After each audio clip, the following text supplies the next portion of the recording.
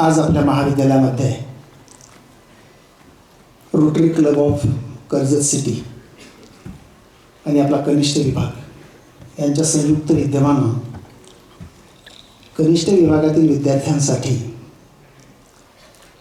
खरं तर 12वी नंतरच्या करिअरच्या संधी यापेक्षा आयुष्याच्या जगण्याचे खरे मंत्र असं जर सूत्र असतं तर आणखीच भारी झालं असतं.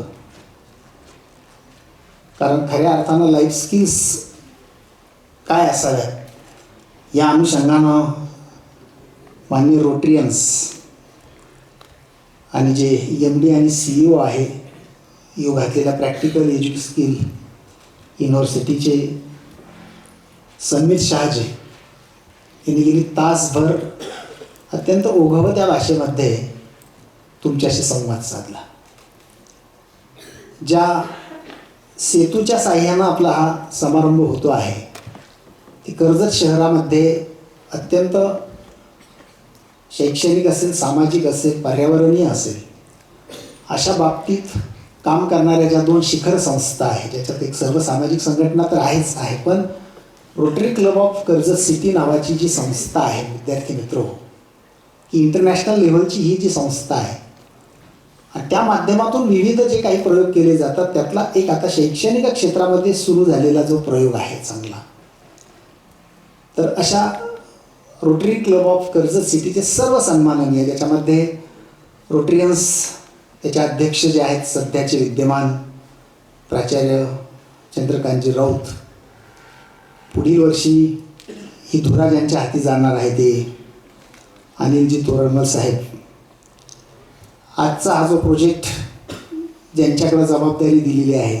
त्याचे समन्वयक जे आहेत घनश्यामजी नाळे, नितीन मामा आहे, अमित तोरणमल आहे, विशाल मेहत्रे आहेत, प्राचार्य चौरे सर आहेत, नितीन तोरणमल आहेत, रामदासजी काका आहेत, गणेशजी जेवरे असतील, सचिनजी धांडे, रवींद्रजी जगदाळे आणि महत्त्वाचं म्हणजे 3च जरी असल्या तरी अत्यंत जागृत असलेल्या माता पालक आलेल्या आहेत या ठिकाणी, ज्यामध्ये सारिकाताई, वृषालीताई, जयश्रीताई ज्या अत्यंत डोळ्यात तेल घालून आपल्या पाल्यांच्या अनुषंगानं प्रत्येक वेळी जाग्या असतात आणि कळल्याबरोबर त्या कुठल्याही सेशनला सोडत नाहीत. खरं तर त्यांच्यासाठी एकदा जोरदार टाळ्या वाजवायच्या, कारण आम्ही सातत्यानं पालकांना नेहमी आव्हान तेच करत असतो की आपल्या पाल्याचा सर्वांगीण विकास होत असताना तुमचा जो काही त्यातला रोल आहे हा फार महत्त्वाचा आहे आणि त्या बाबतीत जे पालक सजग असतात निश्चितपणानं त्यांच्या पाल्यांना खूप चांगल्या पद्धतीचं भविष्य असो. मित्रहो, आज खरं तर एक खूप चांगल्या पार्श्वभूमीवर, चांगल्या टप्प्यावर आजचं हे व्याख्यान झालेलं आहे. एकीकडे आता 12वीची मुलं बोर्डाच्या परीक्षेला महिन्याभरात सामोरं जाणार आहे, बाहेर पडणार आहे आणि 11वीच्या मुलांना पुढच्या वर्षी सामोरं जात असताना आयुष्याच्या एका अत्यंत महत्त्वाच्या वळणावर तुम्ही उभे आहात. अत्यंत महत्त्वाच्या म्हटलं तर टर्निंग पॉईंट देणारं हे वळण आहे. तुमच्या आयुष्याचं होकायंत्र ठरणारं असं हे वळण आहे. सन्मित सरांनी अत्यंत मोजक्या शब्दात त्याचा उल्लेख केला. 16 ते 23ची विंडो असा शब्द वापरला, मला फार भावला हा शब्द. 16 ते 23ची विंडो ही आयुष्यातली प्रत्येकाच्याच बाबतीतली अत्यंत नाजूक असलेली ही विंडो आहे, अत्यंत संवेदनशील असलेली ही विंडो आहे, अत्यंत हळवी असलेली ही विंडो आहे आणि अत्यंत कडक असलेली सुद्धा ही विंडो आहे. म्हणजे स्वामी विवेकानंद यांनी एका ठिकाणी असं म्हटलं होतं की मला या वयोगटातल्या सळसळत्या रक्ताचे फक्त 100 तरुण द्या, मी या भारत देशाचा चेहरा मोहरा बदलून दाखवतो.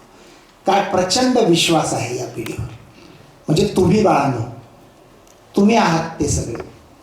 आणि बरोबर ती नस या ठिकाणी सन्मित सरांनी पकडली आहे. तुम्हाला सगळ्यांना माहीत असेल की जागतिक पातळीवर युनोनं संयुक्त राष्ट्र परिषदेनं 1999 एक उद्घोषणा केली होती आणि आंतरराष्ट्रीय स्तरावर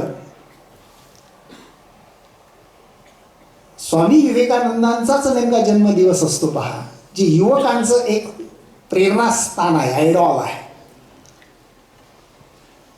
आणि मग 12 जानेवारी हा आंतरराष्ट्रीय युवा दिन संपूर्ण जगभर साजरा केला जातो. आपल्या भारत देशात तो राष्ट्रीय युवा दिन म्हणून आपण साजरा करतो. आठवडाभर त्याचा सप्ताह असतो.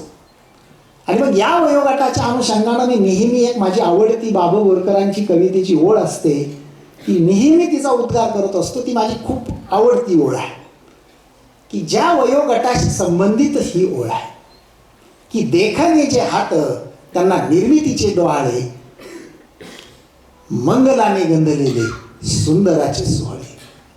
ह्या वयोगटातले जे देखणे हात आहे त्यांना नवीन निर्माण करण्याचे डोहाळे लागले पाहिजे. कारण नवनिर्माण करण्याचं सामर्थ्य आणि क्षमता असलेलं हे वय असतं. आणि जर हे डोहाळे या वयोगटातल्या युवा पिढीला लागले तर उद्याच्या भारतामध्ये सुंदराचे सोहळेच सोहळे साजरे होऊ शकतात आणि ते तुम्ही आहात. म्हणून तुमच्यावर फोकस आहे.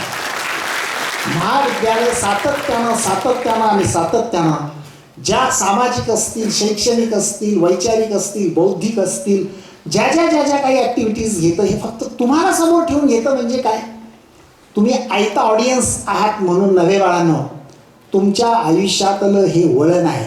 जसं ते धोक्याचं आहे तसंच ते तुम्हाला संधी देणार वळण आहे. आणि मग त्या दृष्टीनं तुमच्यामध्ये सगळी सकारात्मकता जी आहे ती खचून भरावी म्हणून जे जे जे जे जे जे काही करता येईल ते करण्याचा प्रयत्न वेगवेगळ्या माध्यमातून केला जातो. आणि रोटरियन्सचा एक भाग म्हणून ज्यावेळी मी यावर्षी त्यांच्यात सामील झालो तर सातत्यानं माझ्या डोळ्यासमोर तेच असतं की मी ज्या युवा पिढीपुढं उभा आहे त्याच्यासाठी मला काय यांच्या माध्यमातून करता येईल. आणि आज त्यातलाच एक भाग, जसं मागच्या वेळी उद्योजक आपल्या भेटीला झालं तसं आजचा हा तुमच्यासाठीचा एक अत्यंत छान पद्धतीचा हा चर्चासत्रात्मक म्हणा किंवा व्याख्यानात्मक आजचा हा उपक्रम.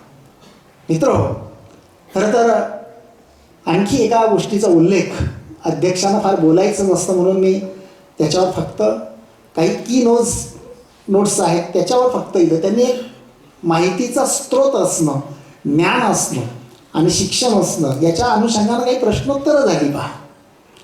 माझं फक्त एक प्रश्न आहे आपणा सर्वांना, एकच प्रश्न आहे त्या दृष्टीनं, जे इन्फॉर्मेशन असणं आणि इन्फॉर्मेशनची एम्प्लॉयमेंट करता येणं याच्यामध्ये असलेली तफावत आहे.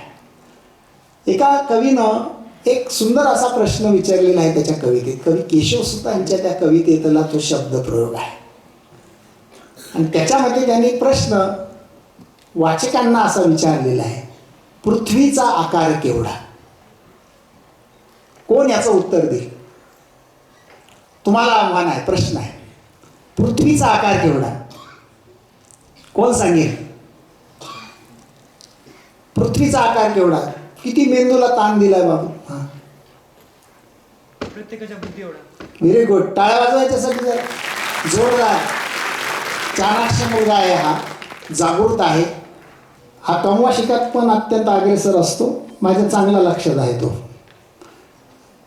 हे त्याच्यासाठी टाळ्या म्हणजे तुमच्यासाठी टाळ्या, लक्षात घ्या. हेवा वाटावा तुम्हाला प्रत्येकाला. पृथ्वीचा आकार केवढा? ज्याच्या त्याच्या डोक्या एवढा. एखादा माहितीचा स्रोत असलेला म्हटला असता ते अमुक अमुक एवढं घंटा फळ अमुक अमुक म्हणजे तो त्याच्या त्या टेक्निकल भाषेत बोलला असता. त्यांनी ते नॅरोमध्ये आपल्याला ज्यावेळी सांगितलं 5 वर्ष वयोगटाचं वगैरे आणि तुमच्या वयोगटाचं वगैरे, तर इतकी प्रचंड क्षमता आहे, अनुस्फोटा इतकी तुमच्यामध्ये, इतकी प्रचंड मोठी क्षमता आहे. आणि ही क्षमता आत्ताचा जो तुमचा वयोगट आहे यामध्ये ती 10 पट वेगानं ती आत्ता तुमच्या रक्तात सळसळते आहे. आणि मग तुम्ही जे जे काही म्हणाल ते अचीव करू शकता असं हे वय आहे. तुम्ही ठरवाल ते प्राप्त करू शकता या काळामध्ये. नुसती माहिती असणं वेगळं आहे, नुसतं शिक्षण असणं, डिग्री असणं वेगळं आहे. पण तुम्ही माणूस म्हणून जगण्यासाठी किती लायक आहात, तुम्ही माणूस म्हणून जगण्यासाठी किती समर्थ आहात, तुम्ही माणूस म्हणून जगण्यासाठी किती स्किलफुल आहात, हे फार महत्त्वाचं आहे. नाहीतर तुम्ही कितीही एज्युकेटेड झालात, कितीही मोठ्या पदव्या मिळवल्यात आणि घरी आई वडिलांना जर लाथा मारत असाल तर तुमचं ते शिक्षण शून्य आहे बाळांनो. आणि म्हणून शिक्षण म्हणजे केवळ ज्ञान नव्हे तर ती संस्काराची शाळा आहे. आणि ती शाळा म्हणजे आपलं महाविद्यालय आहे, हे रयतेचं महाविद्यालय आहे. या महाविद्यालयामध्ये संदीप सर आपणासाठी खरं तर सैन्य पोटावर चालतं, त्यामुळं नोकरीशी रोजगाराशी शिक्षणाचा संबंध आता अत्यंत घनिष्ठ आहे, ते तर झालंच पाहिजे. पण माणूस म्हणून सुद्धा आपली जाण आणि भान आपली जिवंत राहिली पाहिजे. हे दोन्ही समतोल साधत असताना महाविद्यालयानं रयत शिक्षण संस्था असेल, कर्मवीर प्रबोधिनी असेल, करिअर अकॅडमी असेल किंवा आमच्या महाविद्यालयाचा स्किल इन इन्हान्समेंट प्रोग्राम असेल, या ठिकाणी स्किल इन्हान्समेंट प्रोग्राम अंतर्गत ईच स्टुडंट वन स्किल हे आम्ही कंपल्शन केलेलं आहे. आणि या ठिकाणी जसं त्यांनी सांगितलं की तुमच्या आतली क्षमता ओळखा, चॉईस बेस आहे. आम्ही प्रत्येक विद्यार्थ्याला नवप्रवेशित झाल्यानंतर 15 दिवस एक शब्दही शिकवत नाही. आमचे शिक्षक वर्गात जाऊन शिकवित नाहीत, पाठ्यपुस्तक ठेवलेलं नसतं. 15 दिवस फक्त लाईफ स्किल्स असतं.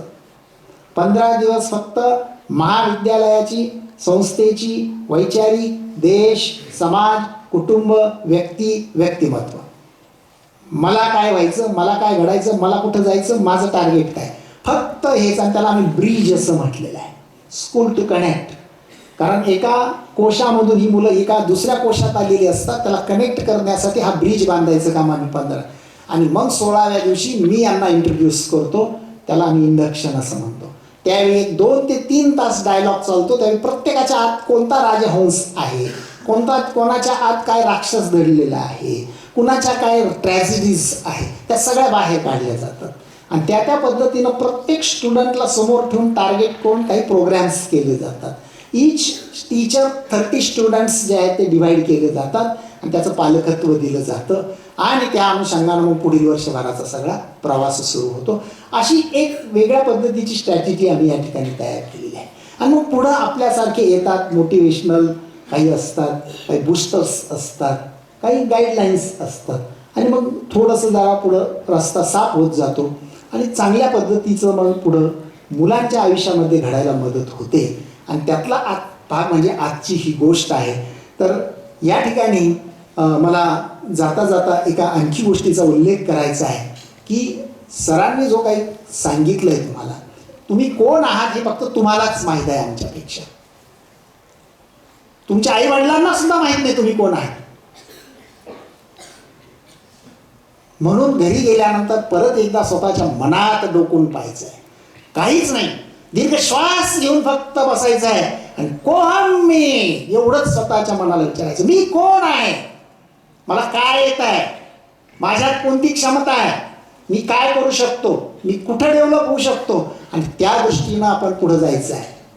त्या दृष्टीनं आपण महाविद्यालय त्या अनुषंगानं जी काय कोणती सुविधा त्या दृष्टीनं आहे त्याचा लाभ घ्यायचा आहे. आणि ज्यांना 12वी होऊन बाहेर पडायचं आहे त्यांच्या बाबतीत तर हा पीक पॉईंट आहे आत्ताचं, लक्षात घ्या. इथं जर तुमचा रस्ता चुकला हुकला तर पुढं चुकलाच. म्हणून हे 2 महिने तुमच्या दृष्टीनं अत्यंत संवेदनशील असे महिने आहे बाळांनो. हे 2 महिने तुमचं आयुष्य तुम्ही कोण असणार आहात ते ठरवणारे आहेत. घरी गेल्यानंतर मी कोण आहे स्वतःला विचारा आणि त्या दृष्टीनं मग आपल्या पुढच्या सगळ्या वाटचालीची दिशा आपण ठरवूयात. आम्ही सगळे तुमच्यासाठी मार्गदर्शनपर उभेच आहोत. आपल्यासाठी आपल्या शिक्षकांचे नेहमीच सहकार्याचे आणि मार्गदर्शनाचे हात तुमच्या पाठीचे आहेत. मी या ठिकाणी या निमित्तानं सर्व रोटरियन्सचं पुन्हा महाविद्यालयाच्या दालनामध्ये परत एकदा स्वागत करतो. नजीकच्या काही दिवसातच आपण त्यांच्याशी एक सामंजस्य करार देखील अधिकृतरित्या करणार आहोत की जेणेकरून आपल्याला आणखी चांगल्या दर्जाचे काही प्रोग्रॅम्स या ठिकाणी घेता येतील. काही वैद्यकीय संदर्भातले असतील, काही शैक्षणिक संदर्भातले असतील, काही पर्यावरणीय संदर्भातले असतील, काही सामाजिक उत्तरदायित्वाच्या संदर्भातले असतील, किंबहुना मला तर एक प्रपोजल आपल्या सर्वांसमोर मांडायचं आहे.